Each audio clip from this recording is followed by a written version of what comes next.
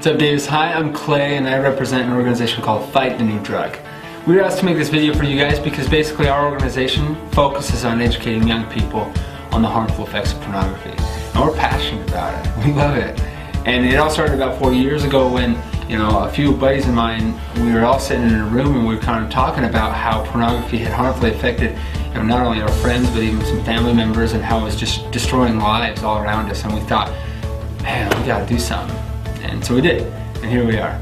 But before I go into that, before we go into, the effects of pornography, I want to talk to you about this, our brain. It's something that we all have, performing at different capacities, I'm sure, but still, we all have one, and it was given to us for free just for being born, and it's the powerhouse of our bodies. Without it, of course, we just drop dead, because you can't function without it. So it's the most valuable thing that each of us possess. So it's pretty important that we protect it, right? And luckily we have these things called skulls to help us out. Sometimes we challenge those skulls and do things that kind of hurt our brains, like this. And this. This one's the worst. Oh! I don't even know what he's thinking. And sometimes we just make stupid decisions with those brains, and this guy, luckily this guy's wearing a helmet, so. But what are some other things that might hurt our brains? Obviously we've got alcohol, we've got drugs, and we've got, big metal balls with spikes on the end of them. But I want to talk about a new drug. The thing is, pornography is not all that new. It's been around since the beginning. So why are we calling it a new drug? Well, that's because scientists are just now, over the last decade, beginning to understand what pornography really does, how it affects our brains, and psychologists are understanding how it affects our behaviors, and sociologists, our society. And so we're just beginning to understand that it can be just as addictive as drugs, as hard drugs. And we'll explain how, because I know that there's some skeptical eyes out there kind of thinking, wait a second, drugs? Really? I don't sniff it. I don't inhale it, I don't inject it. How is pornography like a drug? But first, you're probably wondering, dude, we're teenagers. Why are you talking to us? Why are you talking to us about pornography? It's an uncomfortable topic, right? In fact, I bet you anything that as you guys came into this, as you kind of found out what this was going to be all about, you thought to yourself, oh boy, here we go. Shoot, how do I get out of this? I mean, not a lot of people like to talk about it.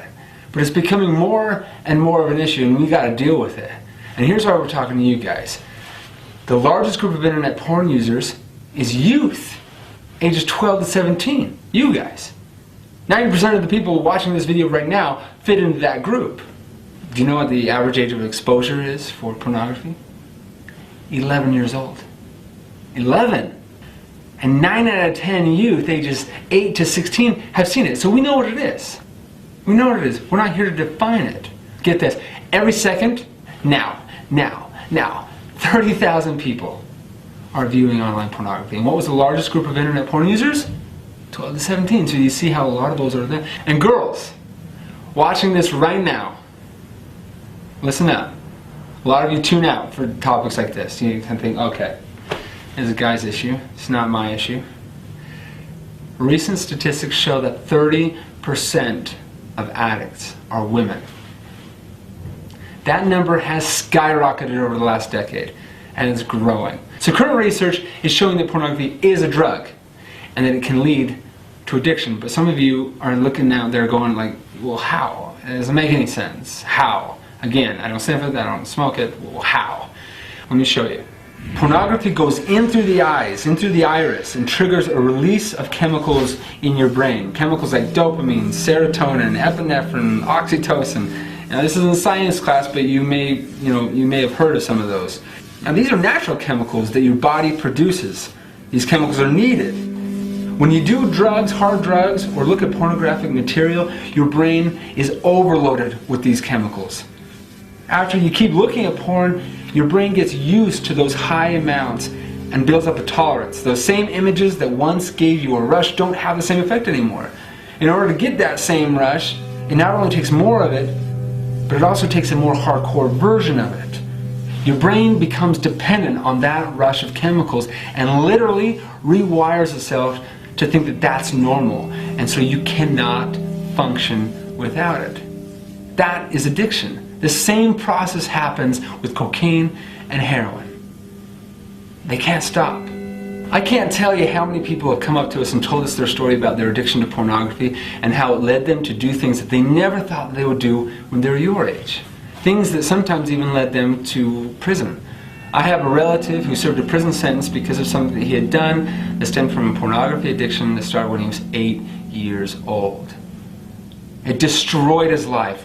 He lost his family, his kids, he lost everything, his job, and he's now just barely getting his life back on track. He told me, Clay, had I known what it was doing, had I known what it had the capacity of doing in my life, I'd have never touched this stuff. He and others share the same opinion. Why risk it? Why chance it? I know you're thinking right now, well, that's them, that's not me. They were out of control, I'm in control. Well, that's true, that's not you, that is them, but it could be you. Why risk it? Why chance it? Research is showing that even after the very first exposure to pornography, your brain chemistry starts to change. It starts to rewire itself. It's like smoking, which has been proven to be addictive. Every single puff you take increases your chances at lung cancer or shortened lifespan. Why risk it? Why chance it? I'll tell you, there's millions of addicts all over the world right now that would say it's not worth it. Don't risk it. You know what part of the brain addiction hurts? They call it the frontal lobes. The frontal lobes are located, just like the name suggests, in the front area of your brain, okay? This area of your brain is the decision-making area of your brain, okay? It's responsible for weighing out pros and cons, logically thinking through situations and scenarios. It's no wonder that addicts have a hard time stopping their behaviors, even when they want to. That area of the brain that is responsible to help them through that is damaged. So if pornography affects you physically, how would that then affect you behaviorally or psychologically? Well, let's look at the obvious. If you are addicted, you're going to have addictive behaviors, right? All of your activities are going to start to revolve around you getting your next fix, and pretty soon it's going to be nearly impossible to quit. All of this happens while you think you're still in control. You see, with the brain, addiction is addiction, whether it's cocaine, heroin, nicotine, or pornography. Once you're addicted, it's too late. And the thing is, you may even realize what you're doing is harmful, but once you're in that trap of addiction, what you should do and what you want to do is out of your control. All you can think about is satisfying that craving, and if you don't, you'll go through withdrawal symptoms, just like you would if you were trying to quit a hard drug or a chemical drug. Matt, in this next clip that we're going to show you, Matt is a good friend of ours. He grew up in New Jersey. He suffered from a severe drug addiction as a youth, and then found his way into a pornography addiction. And he compares the two. Check it out.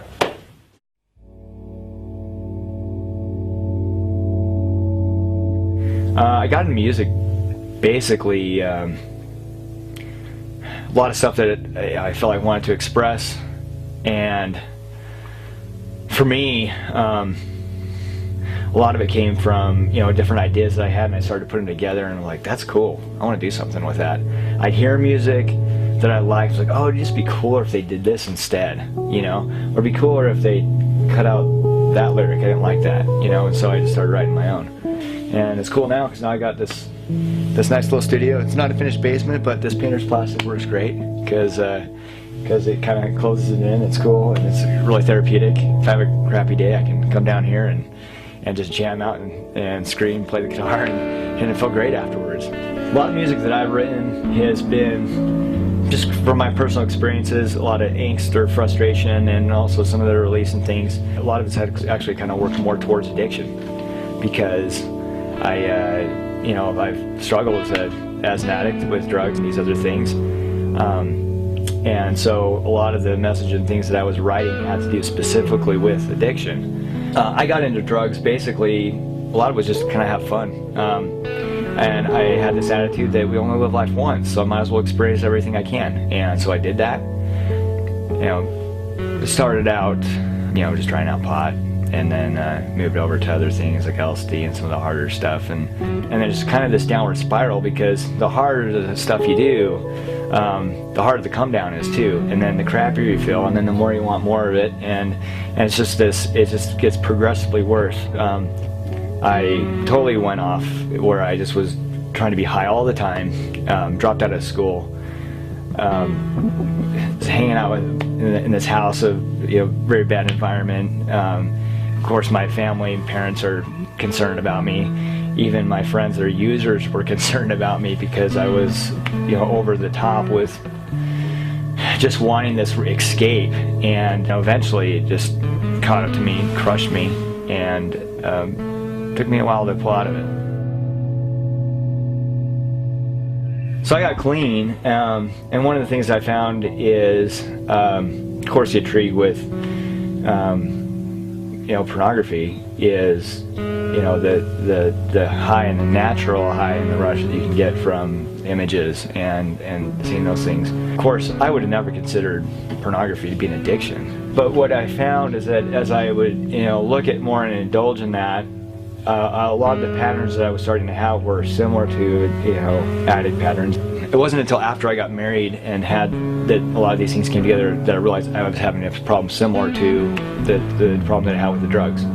I don't know how to describe other than it was an eye-opener for me to realize how much of an addiction this actually can be.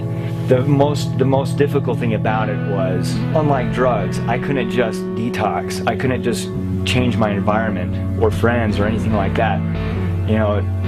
Triggers were now everywhere, and and a lot of these things were seared in my mind, and I could tell the difference that it had made in my perception and my thinking that were absolutely identical to the challenges I had with drugs. At the time, I had no idea how much it was really affecting my marriage and our relationship in so many ways, let alone my family and my children. And that's when I realized I had to kind of approach it a lot more aggressively and treat it like a drug. And it's a fight. You've got to actually fight it.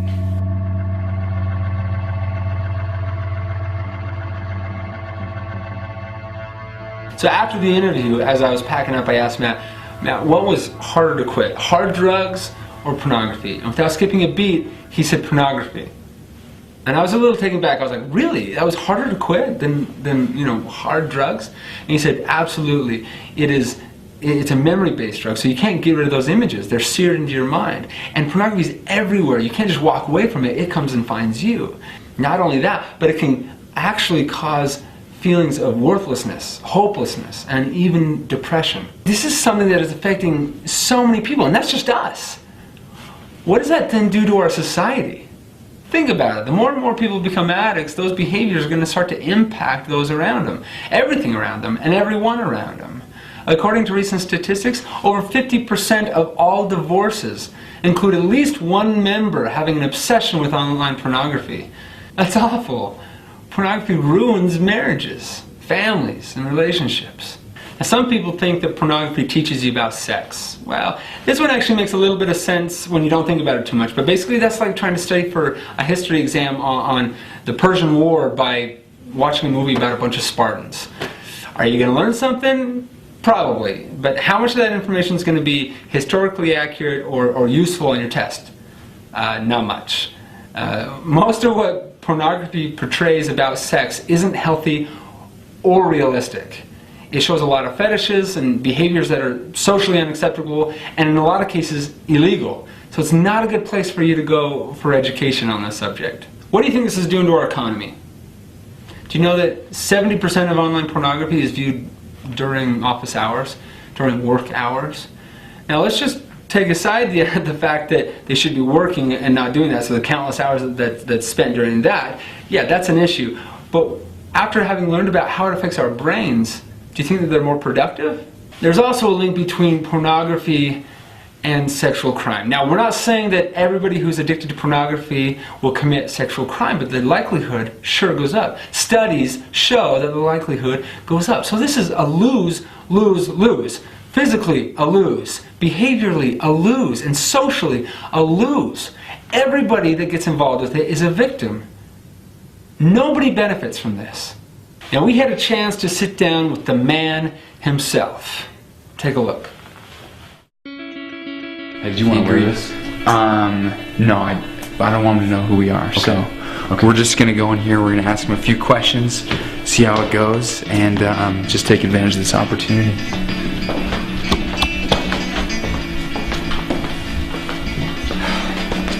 How's it going, porn? Good, good. Thanks again for sitting down with us. Yeah. Hey, we're gonna blur my face and stuff because privacy's. Yes, of course. Privacy's really important. We're gonna make sure that this is completely anonymous, so they'll know who you are, but they won't know, you know, Okay, that's fine. what you look like. Sure. Let's get this going. All right. So, are we all ready to go, you guys? Yes, sir. Let's do it. All right. Well, I want to thank you for sitting down with us today. I know in the past you've been very hesitant to meet with us, so thank you for letting us come and talk to you today. No problem. So the question is, are you a drug? Yes, I am a drug, but I guess I've always been a drug, but it wasn't just till recently that the scientists awarded me with that title. It's a big deal, and I'm sure you're proud of your accomplishments.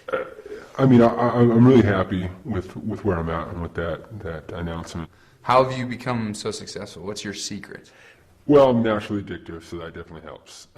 But you know, it's kind of weird because I've got a huge fan base, right? And at first I was kind of angry that like nobody really wanted to talk about me, or you know, even with my success. But then I remembered my buddy Nicotine, you know, the guy in cigarettes, and he, you know, back in the day, he was in his heyday, and then the information came out that he was, you know, addictive and whatnot. And so, I mean, he lost a lot of clients there, and so I guess it's to my advantage that people don't know what I'm capable of. It's just easier for me to fly under the radar. You don't, I mean, in terms of flying under the radar, you make more than Apple, Google, eBay, Yahoo, Microsoft, all of them combined. You make more than them, so how is that really, you know, flying under the radar? Yeah, well, you know, I don't really look at it like that. Privacy is just really important to me.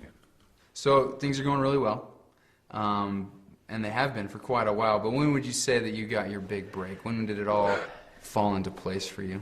Well, you know, I've been around for a long time in different forms, but I would have to say that I caught my big break when the internet launched in 1993, and that, you know, that exploded my industry. All of a sudden, I was accessible. I was, in many cases, free, and nobody really needed to know that you were contacting me. So that really changed things for me, and I'm grateful to it. What do you do when someone contacts you? How do you operate? For the most part, someone comes to me looking for something, you know, some connection or whatnot, and I give them a false sense of whether it be love or acceptance or whatever, and you know, that kind of starts this cycle, which eventually leads to addiction, and you know, it works really well. I understand that your largest percentage of users come from the ages of 12 to 17. Why them? Why the youth? They're young and curious, and I never turn down a client, no matter how old they are. So it's actually good for me that they're that young, because if I can get them young, I've got a lifelong client. What would you say is your biggest struggle, your biggest challenge in going forward? Challenge. The more people know about me, the more they're educated on what I'm capable of, it seems the less they want to talk to me. So, you know, education. But luckily, there's not a lot of educating going on. So, why don't people like talking about you? I'm an uncomfortable topic, and I like it that way. And, you know, I do what I can to make it as uncomfortable as possible to talk about me. Yeah, I can see how when people learn about, you know, your effects, then they would be less prone to talk about you. Yeah.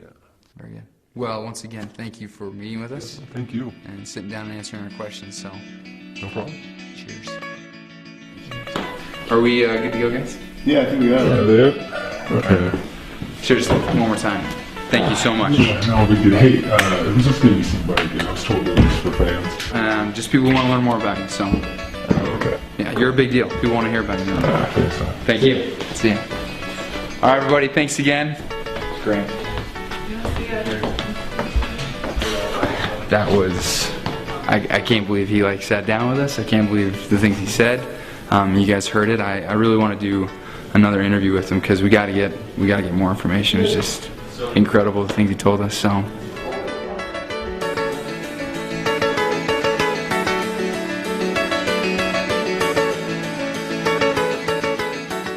Don't you see what the industry is doing to you? But for real, 1993 changed the game. All right, your generation, my generation, we're dealing with something that our parents never had to. Sure, it existed back then. Of course it did, but not like it does today. All right. As soon as the internet came around, the industry exploded in our faces, and we're just now picking up the pieces. This is something that we got to deal with. This is something that we got to start to understand. And that's why we started this movement. That's why we started this campaign, Fight the New Drug.